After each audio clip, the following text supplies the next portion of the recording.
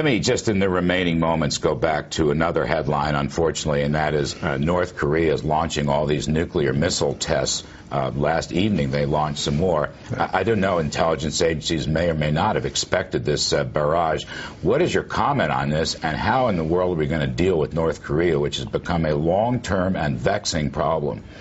It is one of the biggest problems out there today. It's a difficult one that we dealt with. Obviously, the Obama administration is now facing a major test. They've set off another nuclear device. They have been proliferators in the past, both of nuclear technology and missile technology. They did, of course, build a nuclear reactor in the Syrian desert designed to produce plutonium for the purposes of having Syrian nuclear weapons. And that got shut down when the Israelis bombed it. The fact is, North Koreans are one of the worst operators in the world today.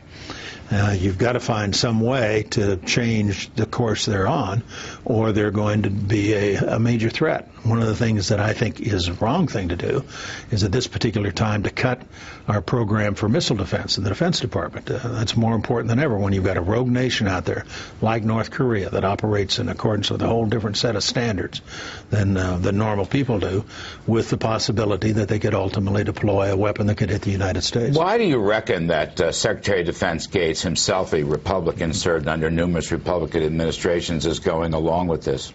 I don't know. I haven't talked to Bob about it. Bob stayed on because he was asked to stay on. I thought it was a good thing that he did continue in office, but obviously somebody made the decision, and he's supporting it to reduce the amount of money that we devote to missile defense.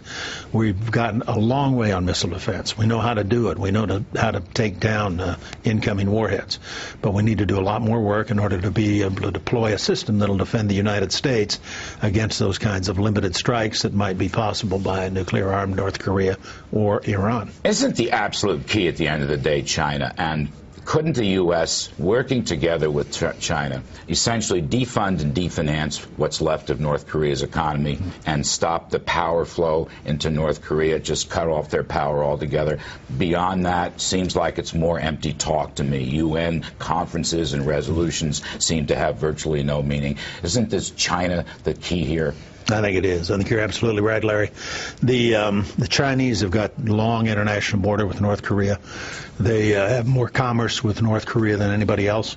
They clearly are in a position, if anybody is, to try to put the screws to the North Korean economy to get them to change their behavior. So far, they've been willing to enter into the six-party talks, but that's about the end of it. There have been no real sanctions, no penalties imposed on North Korea for their past behavior.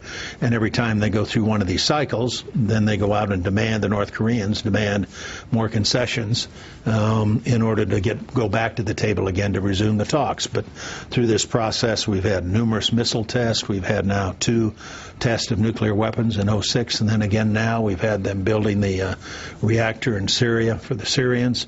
These are probably today the worst proliferators in the world of nuclear weapons technology to rogue regimes or to terror-sponsoring regimes. Is there one, just my final question, is there one piece of advice you would give President Obama right now to deal with this North Korean problem?